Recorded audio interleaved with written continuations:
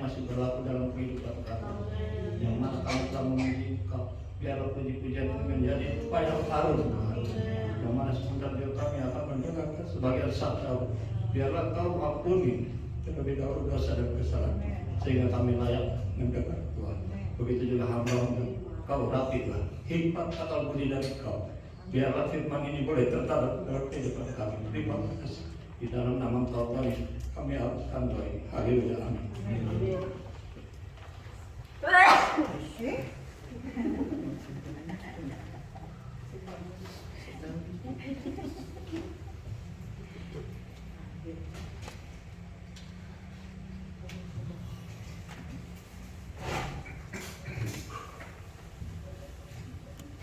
Selamat malam, Bapak Ibu Saudara yang terkasih. Salam sejahtera buat kita semua. Kenapa lepas?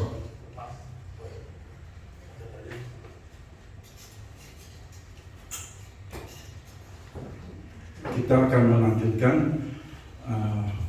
pelajaran Alkitab kita tentang pujian dan penyembahannya, praise and worship. Memang kalau mau diikuti cukup panjang ya. Nah, saya coba sampaikan yang penting-pentingnya ya.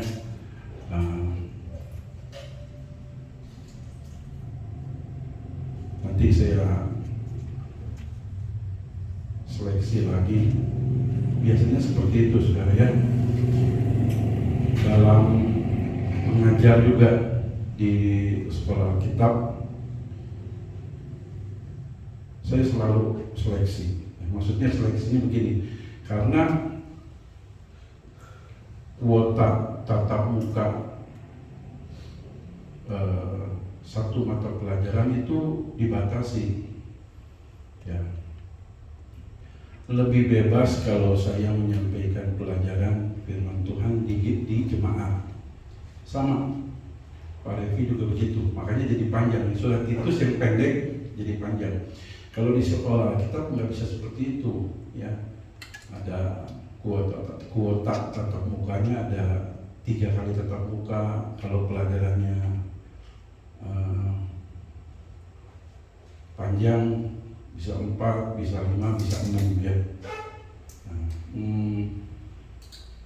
biasanya sih ini pendahuluan yang masih pendahuluan. Biasanya ada guru-guru yang memang dipanjang-panjangin ya.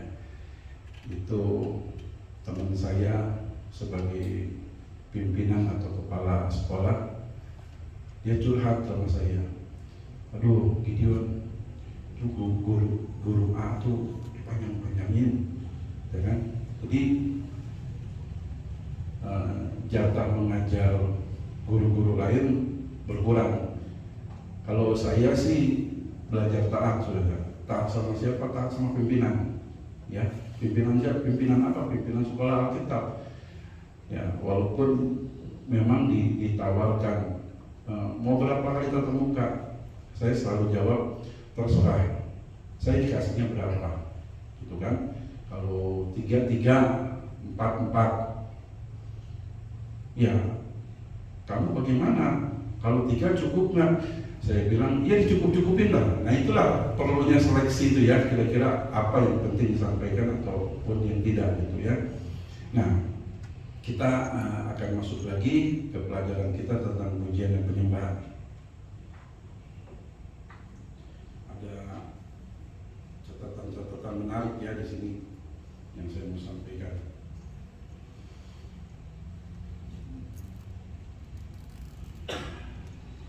Sesi ini saya akan masuk lebih dalam, bukan hanya bicara tentang pujian penyembahan secara umum, tapi saya akan masuk ke dalam pelayanan.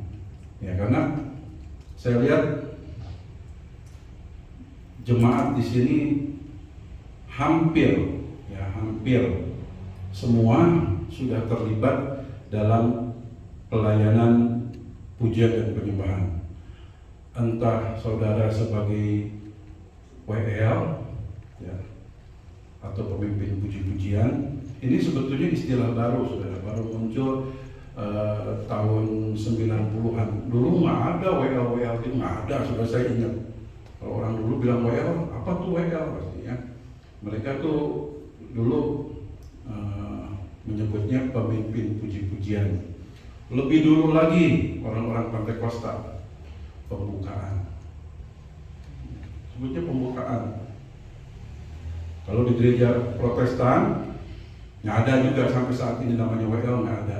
Mereka menyebutnya liturgos. Liturgos itu orang yang memimpin liturgi, disebut liturgos ya. Kalau bicara Protestan semangat tuh Denal. Ya, karena dia saya rasa cukup banyak paham ya, karena lahir di situ. Bahkan kemarin saya dengar dibaptis juga di situ, walaupun unik ya. Puji Tuhan saya dengar dari Denal ini sudah dibaptis selang, tapi di gereja Protestan. Saya bilang bagaimana bisa gereja Protestan baptis selang? Dia cerita kronologisnya. Oh seperti itu ya. Biasanya rata-rata kalau gereja Protestan, apalagi gereja suku ya, kalau gereja Protestan yang ada di daerah-daerah termasuk Mentawai itu biasanya baptis percik, betul ya. Tapi puji Tuhan, Lina udah baptis Islam ya. Oke, entah saudara sebagai pemimpin pujian, entah saudara sebagai singer, sebagian pemuda juga sudah terlibat dalam pelayanan musik. Kita malam ini kita akan belajar lebih dalam, tadi saya katakan ya, kita akan belajar pujian penyembahan dalam konteks pelayanan. Ini penting untuk dipahami ya, apalagi kita sebagai pemimpin pujian, singers, pemain musik, kita harus pahami hal ini ya, dari hal yang paling mendasar. Yang mungkin Bapak Ibu yang enggak terlibat jangan, wah ini mah bukan buat saya. Enggak. Ya kalau kita ikuti tetap pelajaran ini ada banyak hal yang menarik ya untuk kita pahami tentang pujian dan penyembahan. Pelayanan pujian dan penyembahan ya merupakan pelayanan imamat. Nanti saya jelaskan. Yaitu pelayanan untuk melayani Allah dan umatnya. Panggilan dalam pelayanan pujian dan penyembahan atau kita sebut praise and worship adalah panggilan yang mulia dan kudus serta tidak boleh dianggap remeh. Ya, tidak boleh dianggap sepele. Tadi di kalimat yang pertama dikatakan bahwa pelayanan musik merupakan pelayanan imamat. Apa maksudnya? Ya, saya kembali ke kata dasar dari imamat, yaitu imam. Ya, imam adalah orang yang dipilih untuk menjadi pengantara antara Allah dengan manusia. Itu namanya imam. Ya. Sebetulnya pengertian imam ini lebih dalam, ya, betul lebih luas dari sekedar hamba Tuhan, ya, lebih luas dari sekedar pendeta, lebih dalam. Imam itu melayani dari dua aspek. Satu, kalau ke atasnya horizontal, vertikal, dan juga aspek horizontal. Nah, imam itu sebabnya pelayanan musik, pujian dan penyembahan disebut adalah pelayanan imamat. Kenapa? Melayani Tuhan juga jemaat. Ini harus kita pahami, ya. Jadi ketika kita memimpin pujian penyembahan, dulu saya pernah setuju ya dengan pendapat yang mengatakan, ya, awalnya munculnya seperti ini, saudara. muncul ungkapan-ungkapan, nggak gampang memimpin puji-pujian. Betul, saya setuju. Malah saya sering bilang mimpin puji-pujian dengan khotbah lebih susah mana? Memimpin puji-pujian dengan menyampaikan khotbah lebih susah mana? Puji-pujian. Sama. Kalau buat saya ya lebih susah mimpin pujian. Kenapa? Memimpin pujian itu punya tanggung jawab. Tanggung jawab apa? Menghantar jemaat, membawa jemaat masuk dalam hadirat Tuhan.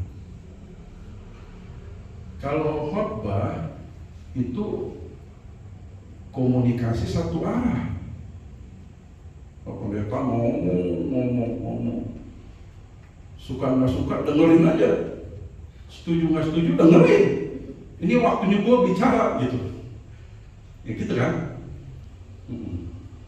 Kalau memimpin pujian nggak seperti itu, nggak seperti itu.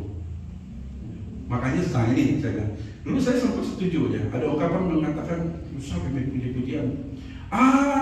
Yang penting mah kita semangat aja. Terserah jemaat mah, nanti juga ke bawah. Yang penting kita semangat. Jangan lihat jemaat, anggap aja patung. Iya, betul.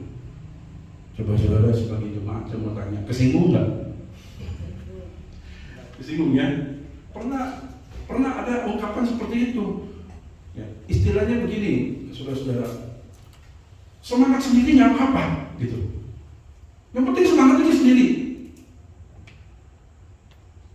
Entah jemaat mau ikut semangat atau enggak, bodoh amat. Yang penting semangat. Saya pikir-pikir ini dulu. Benar juga ya. Benar, semangatnya sendiri. Tetapi saya setelah pelajari lebih dalam, nggak bisa begitu, saudara. Makanya pelayanan pujian dan penyembahan itu imamat disebutnya. Pengantara antara jemaat dengan Allah, membawa jemaat, menghantar jemaat, memimpin jemaat untuk masuk hadirat Tuhan. Ini punya tanggung jawab. Itu sebabnya saya katakan tadi, kalau buat saya memimpin puji-pujian dan khotbah, menyampaikan firman Tuhan lebih susah memimpin pujian-pujian buat saya. Ya, itu sebabnya khusus malam ini saya akan menyampaikan kepada saudara ada 4 poin yang harus dimiliki oleh seorang pemuji. Nah, saya sekarang agak ganti istilahnya supaya nggak terlalu panjang. Apa yang dimaksud pemuji ini? Nah, pemuji ini tuh WL, worship leader, singer, pemain musik. Itu semua disebut pemuji. Ya, boleh tahan dulu? Ya. Tahu ya? Kenapa jadi ini begitu ya? Wah. Yang halaman pertama dulu. Ini halaman kedua. Jadi masih ini ya, maksudnya di belajar. Ya. 4 hal yang wajib dimiliki oleh seorang pemuji. Sebenarnya sih, saudara-saudara, 4 hal ini bukan hanya untuk pemuji. Semua anak Tuhan, orang yang menyebut diri orang Kristen sebenarnya wajib memiliki ini. Tapi secara khusus malam ini saya bicara khusus buat pemuji. Kenapa? Karena pemuji, ya pemimpin pujian, singer, pemain musik, itu berada di garis depan. Volunteer. Ya. Biasanya rata-rata dalam sebuah gereja jemaat jarang ada, tapi jarang yang namanya melihat kiri kanan terus dinilai. Ada ya. Itu kok pakai sepatunya gitu, nggak cocok sama celananya. Gitu. Nggak usah lihat sepatu saudara ya. Saya nggak menyinggung saudara, nggak, misalkan itu roknya nggak cocok sama bluesnya, ya, rok sama blues, nah, itu mah kepo ya. Tapi pada umumnya yang pertama-tama dinilai adalah mereka yang berdiri di mimbar. Mulai dari penampilan, mulai dari pakaian, mulai dari sikap, sampai kehidupan sehari-hari. Ini perlu kita ingat. Saya sudah sangat sering dikritik, diprotes. Bukan hanya saya sendiri, tapi pelayan-pelayan di mimbar diprotes. Pak Gideon, kok dia naik mimbar? Memang kenapa? Suka minjemin duit? Rentenir maksudnya? Iya.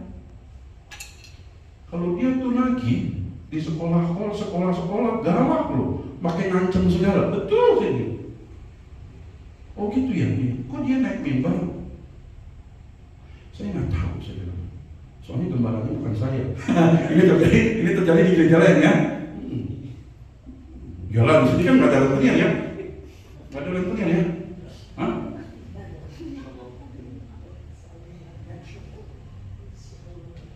Insya Allah nggak ada rentenir.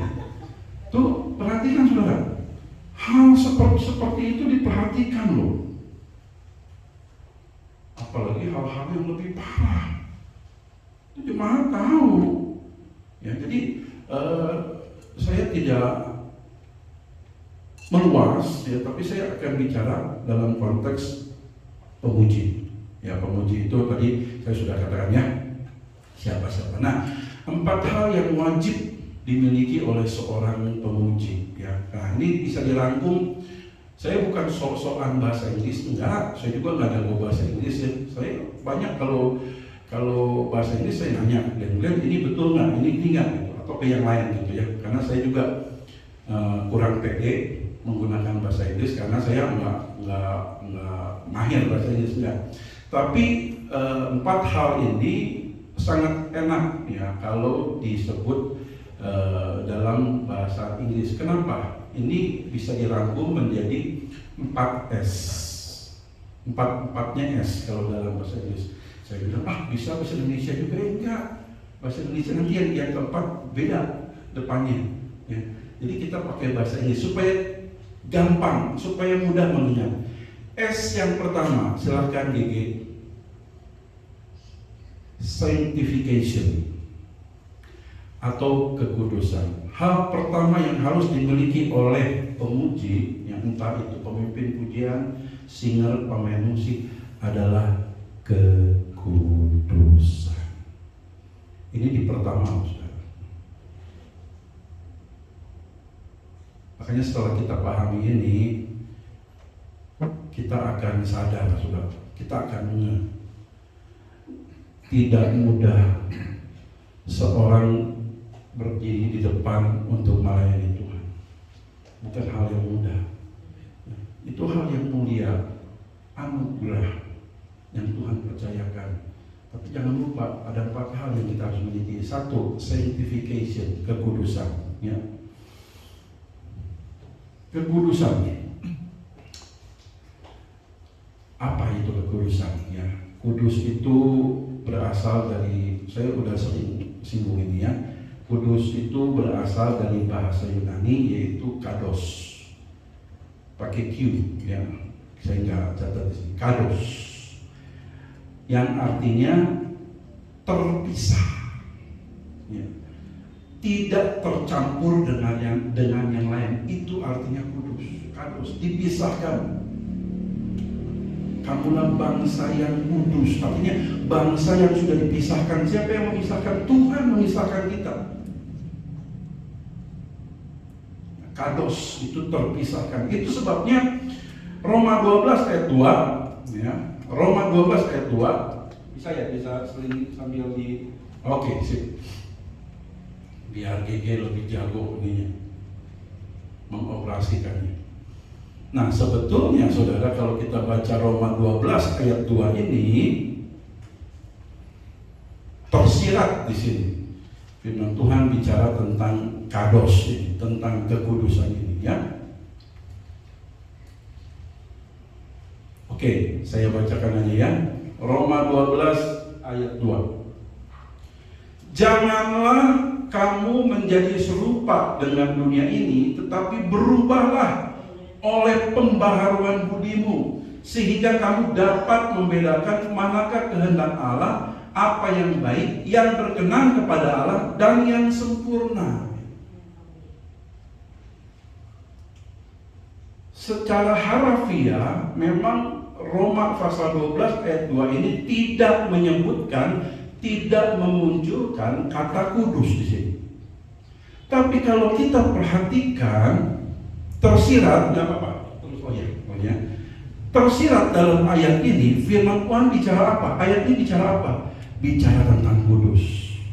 Janganlah kamu menjadi serupa dengan dunia ini. Kenapa? Karena kita sudah dipisahkan. Allah sudah memisahkan kita. Tidak tercampur dengan apa? Dengan dunia.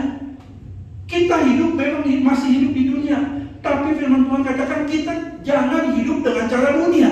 Kenapa? Karena saudara dan saya sudah dikuduskan. Kados, sudah terpisah. Penting untuk kita pahami ini, saudara. Memang ya, lebih dalam lagi kalau kita bicara tentang kekudusan, kekudusan adalah sebuah proses.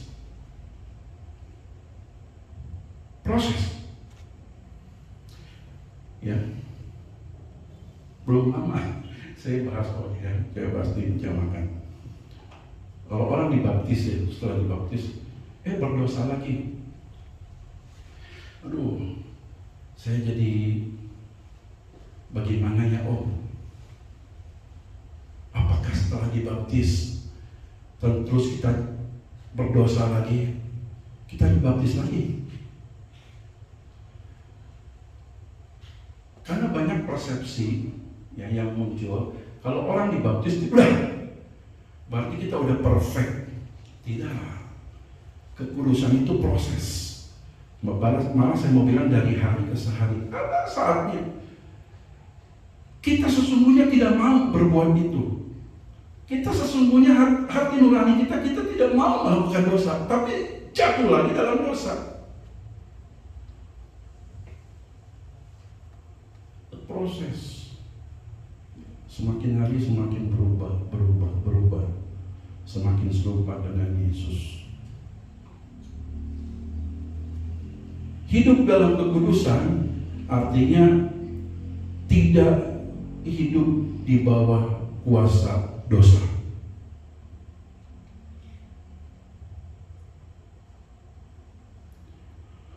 Berdosa, semua orang berdosa. Firman Tuhan katakan karena semua orang telah berbuat dosa dan telah hilang kemuliaan Tuhan. Alkitab bilang semua orang berdosa. Saya juga berdosa. Tapi yang harus diingat, jangan kita hidup di dalam dosa. Ini penting. Jangan kita hidup di dalam dosa. Apa bedanya? Kalau hidup di dalam dosa, berarti kita hidup di bawah kuasa dosa.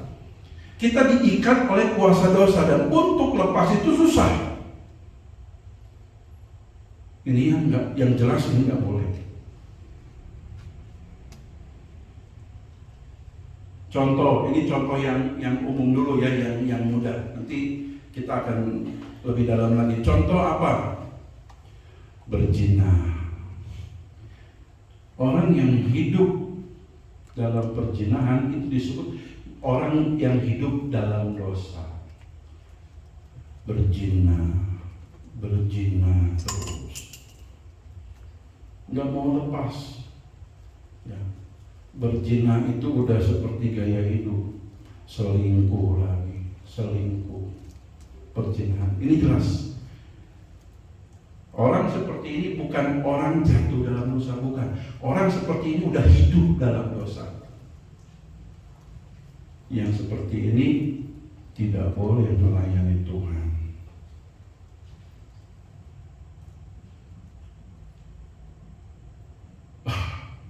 Saya mah nggak berzina. Ada juga orang yang masih hidup dalam dosa, mabuk-mabukan, nggak bisa lepas. Ya, saya masih banyak dengar dan saya masih sering ketemu orang yang ya saya kalau ngobrol sama Om Joni, saya banyak ngobrol sama Om Joni ya. Om Joni dulu juga ya setiap hari minum dia. Nah ya banyak seperti Om Joni banyak ya. Nah, puji Tuhan Om Joni dilepaskan ya dari itu. Tapi saya maksudnya termasuk saudara saya itu nggak bisa kalau satu hari itu nggak minum bir, minum alkohol, bukan minum air putih saya juga minum ya. Nah ini hidup dalam dosa. Bukan jatuh dalam dosa, bukan. Ini udah hidup dalam dosa. Oh, maaf, saya nggak berzina, saya nggak mabuk. Orang yang masih menyimpan kepahitan, orang yang masih dendam sama orang lain dan tidak bisa mengampuni, nggak bisa memberikan pengampunan, kelepasan, saya mau katakan ini pun jenis orang yang hidup dalam dosa.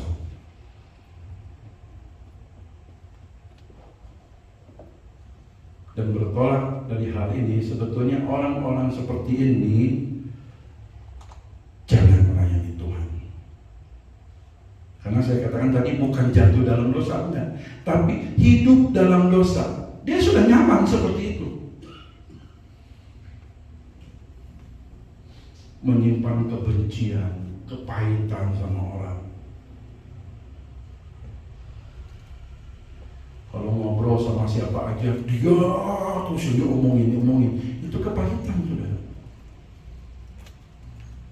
Ya, saya melihat ada orang-orang seperti itu dan saya belajar sudah. Oh, walaupun saya nggak ngomong sama orang itu sudah, tapi dia simpan kepahitan. Kenapa? Setiap kali ketemu omongin itu lagi, dia lagi. Itu udah ada kepahitan sudah. Beberapa hari ini saya kontak sama teman saya hamba Tuhan. Ya, saya nggak suka pokoknya teman saya hamba Tuhan ya. Karena ya, sudah ditetapkan ya, tahun depan pertengahan bulan Mei kami mengadakan reuni angkatan 5 sekolah kita Cianjur ya. Nah, biasalah dalam kepanitiaan ada saling gontok-gontokan. Nah, ini panitia ini ngontek saya, telepon saya jadi jujur aja sudah malas. Karena saya tahu pasti ketika dia telepon, dia WA, dia voice note, dia ngomongin soal si Anu. Betul saudara. Saya menyimpulkan dia ada kepahitan. Orang yang punya kepahitan dalam hatinya jangan melayani Tuhan. Kok gitu? Itu berdampak sama jemaat yang dilayani. Tuhan mau pakai orang-orang yang memiliki hati yang murni, hati yang suci,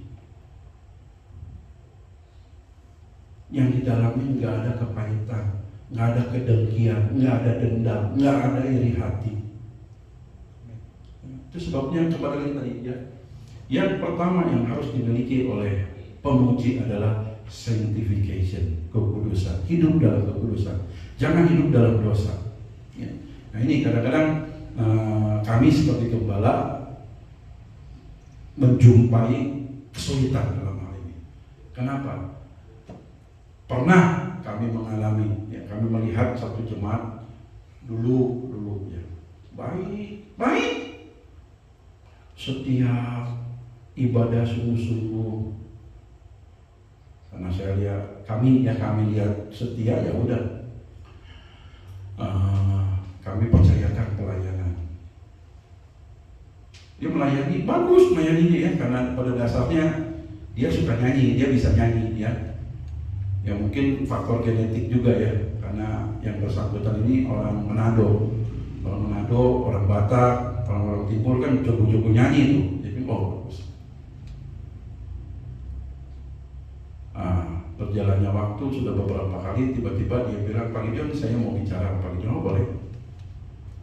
Dia mengaku, saudara. Bagusnya orang mengaku. Pak, apakah layak saya melayani Tuhan? Kenapa? Saya itu masih terikat rokok, Pak. Lah, saya baru tahu dari mana? Tahu dari dia sendiri. Tapi saya respect, saudara, orang yang jujur seperti ini. Oh, bapaknya masih merokok? Iya. Oh, oke. Kalau gitu dengan berat hati, Pak, berarti Bapak jangan melayani lagi. Iya, nggak apa-apa. Makanya saya bilang sama Pak Gideon, ya, itu jauh lebih baik daripada nanti orang lapor. Pak, itu kok masih merokok melayani Tuhan? Masa sih? Coba tanya aja. Kok masih merokok? Oh, masih. Kalau tahu mah itu kan. Nah, kadang-kadang kesalahan hamba Tuhan, gembala, ya. Ini saya open lagi. Kesalahan gembala menjadikan pelayanan mimbar ini seperti reward. Karena ada jemaat setia, ya, jemaat rajin ibadah, mungkin setia persepuluhan, mungkin, ya, setia nyumbang sama gereja, dikasih pelayanan. Jadi pelayanannya seperti reward, paham nggak? Karena kamu udah setia, kamu suka persepuluhan, saya kasih ya pelayanan. Nah, ini kekeliruan besar. Saya pernah bahas secara pribadi sama pendeta Revi. Dan ini juga justru dia katakan itu kesalahan hamba Tuhan. Ya, dikasih kepercayaan, kenapa? Karena dia setia, dia rajin. Padahal belum tentu dia punya kompetensi untuk melayani. Nah, makanya nanti kita akan lihat SSS yang lain. Ya, yang pertama sanctification, kekudusan, ini penting. Ini penting ya. Jangan lagi ada pemuji pelayan Tuhan yang masih hidup dalam dosa. Ya. Hidup dalam dosa. Kalau jatuh dalam dosa itu bicara lain. Itu bicara lain. Bukan artinya saya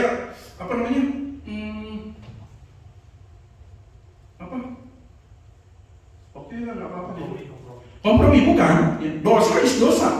Ya, tapi istilah hidup dalam dosa dan jatuh dalam dosa itu dua hal yang berbeda.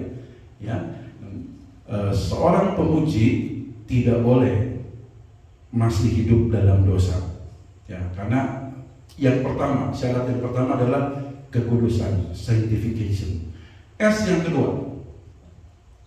Nah, S yang kedua adalah submission. Submission ini artinya penundukan diri atau penaklukan diri. Ini bicara tentang kerendahan hati, ya, tentang kerendahan hati.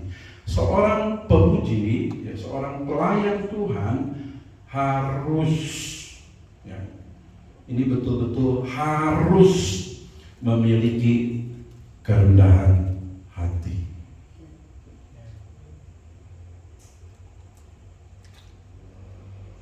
Gak boleh sombong, gak boleh sombong, ya. Hari Minggu saya katakan salah satu poin penting di sekolah Alkitab, di sekolah-sekolah Alkitab adalah submission. Bukan knowledge, bukan pengetahuan, bukan. Bagaimana kami digembleng di sekolah Alkitab, diproses di sekolah Alkitab supaya apa? Supaya submission, penundukan diri. Ini nggak gampang, saudara. Lebih gampang belajar ilmu teologi, jauh lebih gampang daripada penundukan diri. Belajar jadi orang yang rendah hati itu nggak gampang. Makanya di sekolah Alkitab, yang udah sekolah Alkitab, lihat di sana, ya. Lihat di sana. banyak kejadian yang sebelumnya saya belum pernah lihat di sana terjadi. Ya, jadi jangan berpikir di sekolah Alkitab itu malaikat, banyak malaikat. Ya, ini sering saya sampaikannya. Justru di sekolah Alkitab itu banyak setan. Betul. Nggak tahu zaman sekarang. Ya. Tapi zaman saya dulu, kalau saya bikin kopi di asrama, itu kopi yang udah dibikin, jangan coba-coba ditinggalin. Jangan 1 menit, setengah menit aja.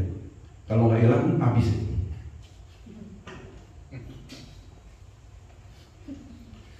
Jadi kalau di sekolah kita di asrama bikin kopi, itu dibawa-bawa tuh kopi. Betul. Mana ada teman saya dia bikin kopi pagi-pagi ini, waktu dia mandi dia bawa kamar mandi. Betul, saudara. Kenapa? Karena banyak setan. Yang saya alami, ya, saya cuci baju, jeans, saya punya jeans bagus. Makanya kalau saudara nanti sekali waktu ada yang mau sekolah kitab, ini tips buat saudara. Jangan bawa baju bagus-bagus ya, bermerek. Jangan. Saya bawa baju bagus, cuci, saya jemur, hilang. Teman-teman bilang, memang sekarang sekolah Alkitab Cianjur sudah tidak aman. Mari kita bikin sistem keamanan keliling. Jadi setiap hari ada grup-grup sampai sekarang ternyata ya.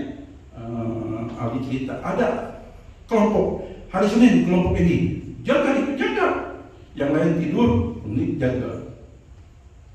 Nggak tahu berapa orang yang ada satu kelompok berapa orang sih? 5 ya, betul 5. Yang 2 keliling, 3 tidur dulu, nanti giliran supaya apa? Supaya aman. Ternyata singkat cerita saudara, setelah mau penamatan saya baru tahu ada musuh dalam selimut. Maling itu bukan dari luar, saudara. Teman sendiri. Loh, kok bisa tahu? Itu kaos yang saya hilang, dia pakai. Dia pakai dengan muka tidak tanpa berdosa gitu. Saya lihatin, saya tahu kan sampai detailnya. Apalagi kalau ada cacat misalnya kan, oh ini ada tinta dikit tahu nih. Ini kaos gua nih. Gitu kan. Oh, shalom, puji Tuhan. Saya bilang, waduh, depannya shalom, dalamnya saya takut ada setan gitu saudara. Saya bilang, nah itu saudara, itu proses di sekolah Alkitab.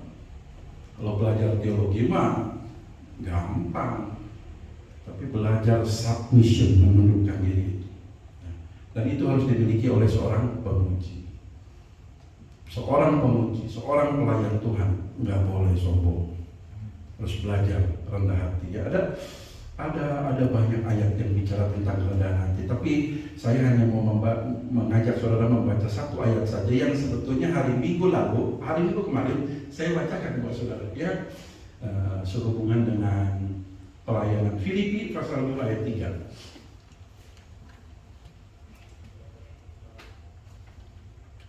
Filipi pasal 2 ayat 3. Ya. Dengan tidak mencari kepentingan sendiri atau puji-pujian yang sia-sia. Sebaliknya, hendaklah dengan rendah hati yang seorang menganggap yang lain lebih utama daripada dirinya sendiri. Ya, yang baik-baik seorang pemuji, seorang pelayan Tuhan nggak boleh belagu. Kalau orang sini bilang nggak boleh patang-tang pateng-teng. Patang-tang pateng-teng. Itu kalau orang sini tuh kalau udah bilang itu tuh patang-tang pateng-teng aja sombong.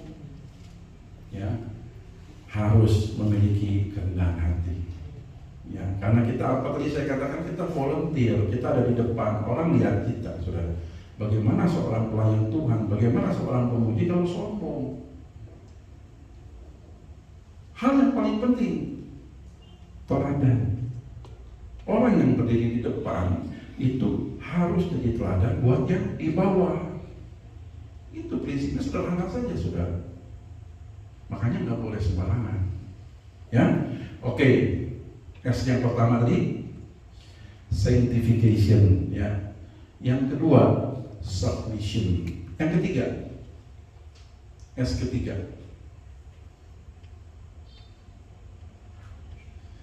oke, kita tunggu. Nah, S yang ketiga adalah sensitivity, kepekaan. Jadi seorang pemuji juga harus memiliki kepekaan. Wah, kalau bicara kepekaan itu sensitivity itu luas. Ya, tapi saya mau fokuskan saudara-saudara kita pada malam hari ini. Kita peka kepada apa? Peka kepada apa maunya Tuhan. Bukan maju, bukan berjalan berdasarkan ambisi pribadi, keinginan kita, bukan. Kita harus sensitif, kita harus peka apa maunya Tuhan, itu kita jalan. Juga dalam pelayanan.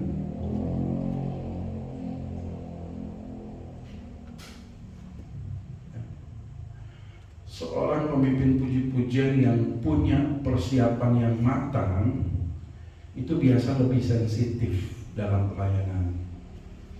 Persiapan matang seperti apa? Yang pasti doa. Jangan saudara pikir cuma mimpin lagu, cuma mimpin puji-pujian, tapi kita lupa berdoa. Buat apa? Tuhan, apa yang Tuhan mau? Ini pengaruh loh saudara pada suasana saat kita nanti di depan. Kalau kita peka apa maunya Tuhan, sensitif, peka apa maunya Tuhan.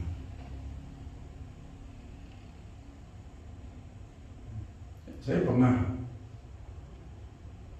menemukan, saya lupa lah ya tempatnya, tapi saya pernah menemukan satu keadaan waktu melayani Tuhan, memimpin puji-pujiannya itu, tema pujiannya tuh dari A sampai Z, dari pembukaan sampai nyanyian pembukaan, worship terus, puji-pujian, praise, sampai worship lagi mau firman Tuhan, itu temanya kasih. Contohnya, tapi saya lupa waktunya. Kasih Allah melingkupi saya.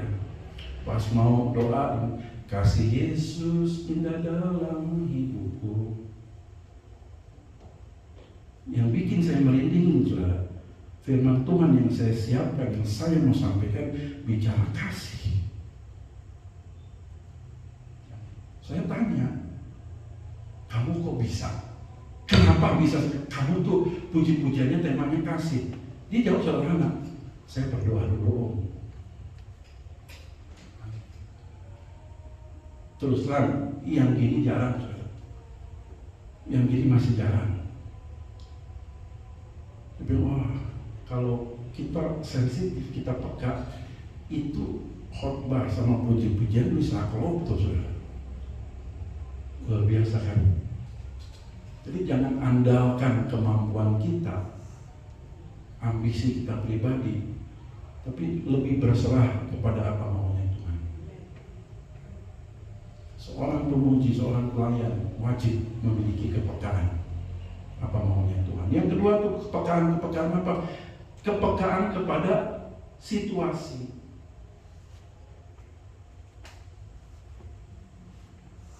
Ya.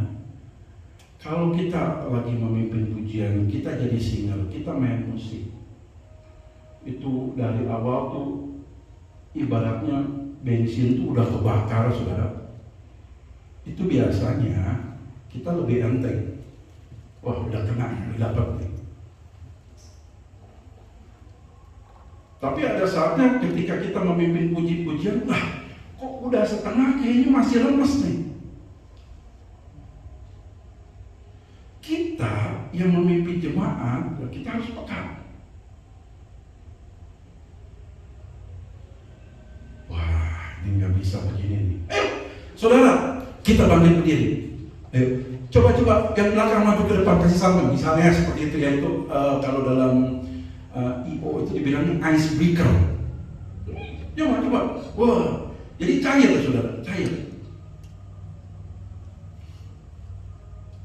Sebaliknya, ya, kalau lagi puji-pujian semangat, makanya kan, nah ini alasannya saudara jangan berpikir Pak Gideon ini anti berdiri. Bukan, saya tuh anti berdiri itu karena saya, maaf saudara, ini bahasa sombong saya, karena saya udah lihat beberapa kejadian, saya lihat dengan mata saya sendiri, pingsan saudara. Kenapa? Iya, itu akibat pemimpin pujian nggak peka sama keadaan. Berdiri, kan ada mak-mak di situ. Jauh lebih baik kalau pemimpin pujian dia katakan, bagi yang tidak kuat silakan duduk. Itu peka dia. Kalau ayo berdiri, ya saya yakin saudara masih kuat berdiri. Ingat saudara, di mana ada Roh Kudus, di situ ada ketertiban. Ini saya lihat di mana? Saya lihat di Karawang saudara, mak-mak pingsan karena pemimpin pujiannya maksa berdiri terus setengah jam untuk pimpin puji-pujian. Nggak bisa saudara. Nah itu harus peka sama kondisi. Bukan saya anti berdiri, enggak. Soalnya kalau berdiri pagi dia nggak semangat. Apa betul seperti itu? Duduk juga bisa loh. Bisa.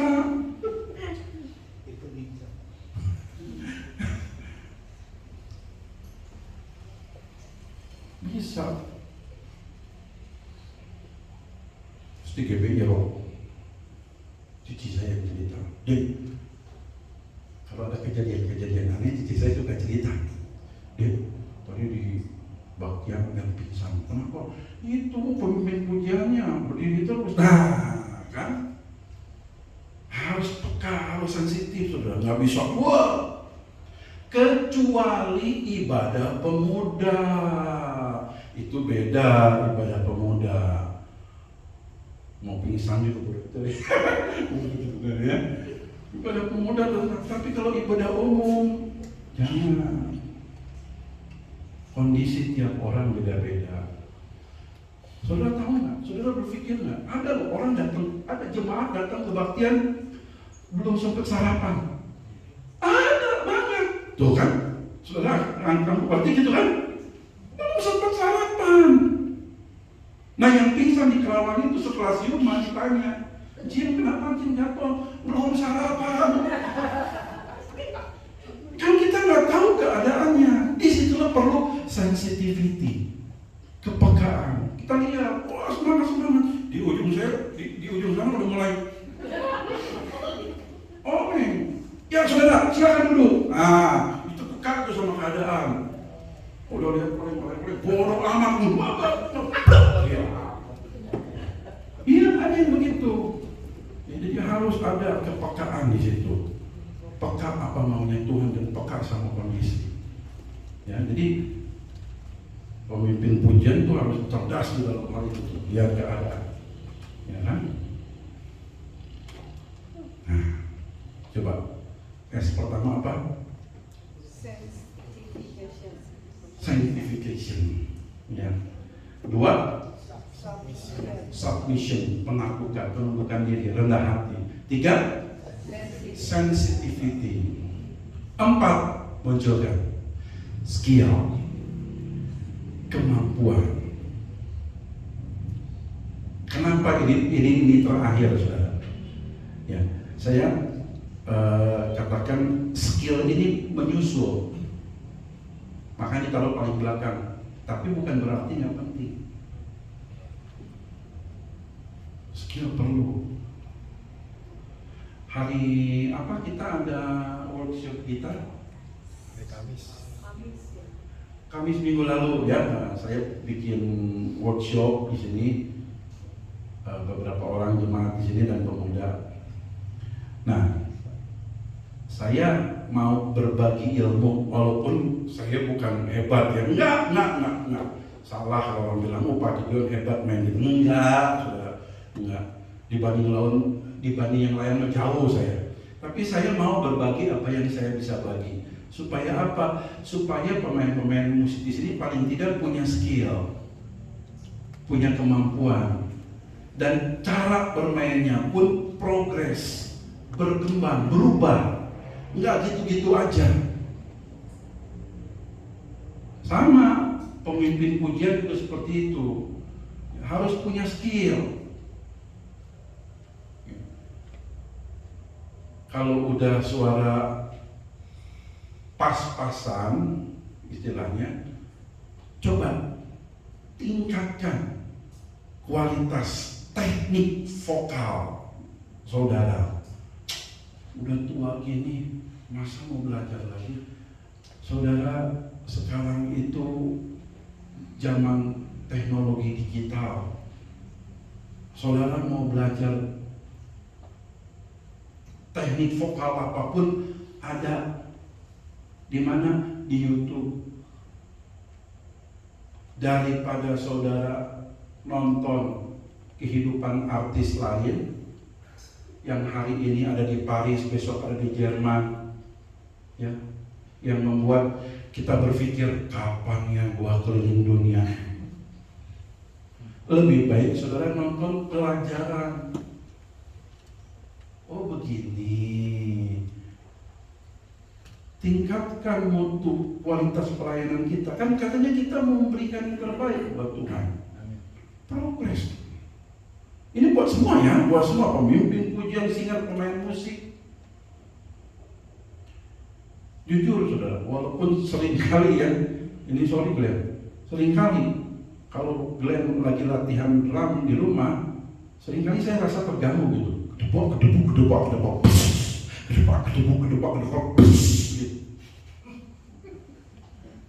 Tapi saya senang dia mau belajar, karena dengan belajar itu saya yakin permainan drumnya akan berkembang.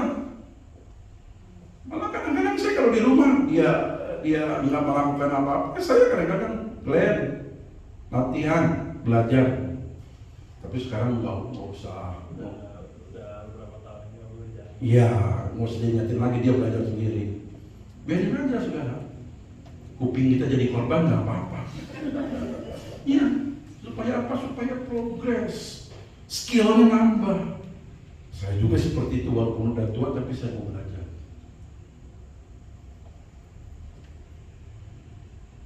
Jangan udah gitu ya om saya mah gini aja lah mainnya lah.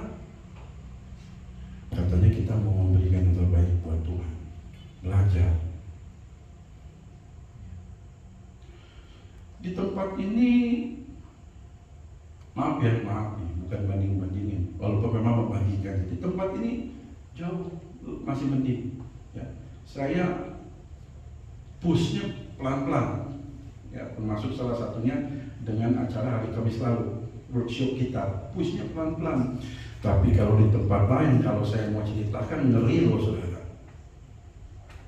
Ngeri. Kalau pemain musik yang misalnya lihat, ya kasih contoh lagu, tak di YouTube apa? Cari sendiri itu. Waduh, nggak bisa. Mesti bisa. Lo nggak bisa jangan main. Betul. Teman saya yang bilang, nggak bisa Pak Gideon.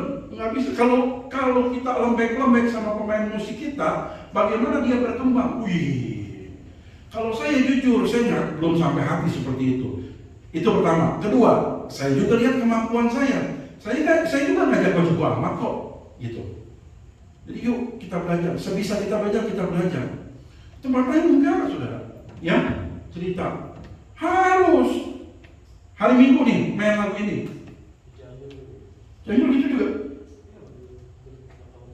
Kerawang juga kan? Kerawang. Jujur, tapi semua sih. Yang repot itu gitar sama drum. Oke lah, drum oke ya, karena dipukul. Kalau gitar tuh not. Nih, hari Minggu main. Wah, diulik. Mundur lagi, belum ketemu. Bisa? Nggak bisa. Ganti. Cari pemain gitar lain juga. Gereja lain. Teman saya bilang, justru kita menolong dia supaya dia main bagus, kualitas bermainnya, sadis juga, saudara. Betul. Ya di sini masih lembek, tapi skill itu harus berkembang. Jangan gitu-gitu aja, jangan puas dengan apa adanya, saya mau puas gini aja. Jangan, saudara. Ingat, kita mau memberikan yang terbaik buat Tuhan. Ya. Bahkan di beberapa gereja besar, termasuk di Kerawang juga sempat dipraktikkan. Itu kalau misalnya lihat ya, dia main bass, anak main gitar, itu gereja bayarin loh mereka kursus. Ya, lihat kursus bass, gereja yang bayar. Kursus gitar, gereja yang bayar. Pemimpin pujian, kursus vokal, gereja yang bayar. Nggak mau om, saya mah nggak mau kursus, lu jangan bayangin. Begitu loh, saudara. Hebat ya. Di sini belum ya. Terus mati, jangan mau kayak gitu ya. Kita harus tingkatkan kualitas kita, ya. Caranya apa? Ini cara yang paling sederhana. Saya mau kasih tips buat saudara-saudara ya. Apapun tugas pelayanan saudara-saudara ya, pimpin pujian, singer, pemain musik. Tips yang paling sederhana dan sangat efektif itu apa? Latihan, ya, sering latihan. Jangan malu-malu nyanyi di kamar mandi, nggak ada penonton kok. Salah nggak apa-apa. Tapi ingat, itu latihan kita. Ya, latihan vokal itu paling bagus di kamar mandi. Nggak usah pakai echo. Di kamar mandi itu biasa echo-nya sudah muncul sendiri echo-nya. Latihan. Pemain musik latihan. Minimal sehari 10 menit aja. Ya, itu akan sangat mempengaruhi. Oke, ya. Jadi malam ini cukup. Ada 4 S di sini. 1. Ayo. 1. 2. 3. 4. Skill. Ya, Tuhan memberkati kita semua. Kiranya ini menjadi bekal pelayanan kita. Yang kita ingat selalu 4 hal ini penting ada dalam kehidupan kita sebagai pemuji-pemuji, pelayan-pelayan Tuhan. Ya, jangan asal-asalan sama Tuhan. Enggak, saudara. Kita mau kasih yang terbaik buat Tuhan. Ya, puji Tuhan, Tuhan memberkati kita sama-sama berdoa. Terima kasih Tuhan Yesus.